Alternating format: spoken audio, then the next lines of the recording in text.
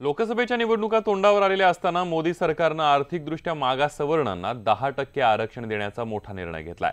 आर्थिकदृष्ट्या या मागास सवर्णांना सरकारी नोकरी आणि शिक्षणात 10% आरक्षण देण्याच्या निर्णयाला केंद्रीय मंत्रिमंडळानं काल मंजुरी दिली आहे।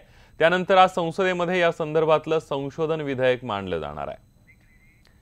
आणि याविषयी अधिक माहिती घेऊयात। प्रशांत लीला रामदास आपले प्रतिनिधी नवी दिल्लीवरून थेट आपल्या सोबत जोडले गेलेले। प्रशांत, आज लोकसभेमध्ये मोठ्या घडामोडी घडणार आहेत, कारण संशोधन विधेयक आज मांडलं जाणार आहे।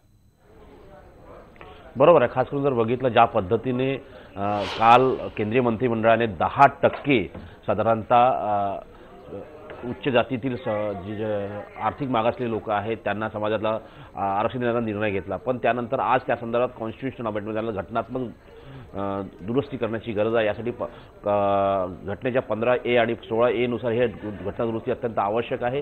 त्यानंतरच याला आधार मिळू शकतो। पण महत्त्वाचं म्हणजे आज लोकसभेमध्ये केंद्रीय सामाजिक न्याय राज्यमंत्री मंत्री जे आहेत थावरचंद गेहलोत हे ते साधारणतः 12:30च्या दरम्यान हे विधेयक मांडण्याची शक्यता आहे।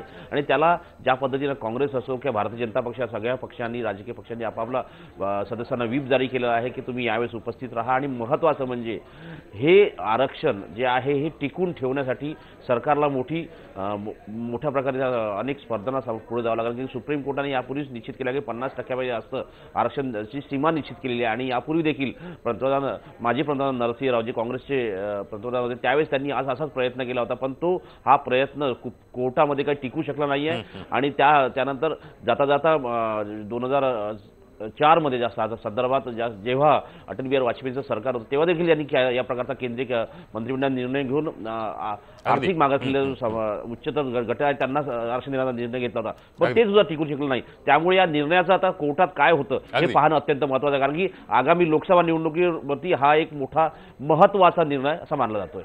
अगदी प्रशांत, आज सगळ्या घडामोडी ज्या आहेत दिल्लीतल्या त्यावर तुम्ही लक्ष ठेवून राहा आणि त्याचे सगळे अपडेट आम्ही तुमच्याकडून जाणून घेणार आहोत। तुर्तास धन्यवाद तुम्ही दिलेल्या या संपूर्ण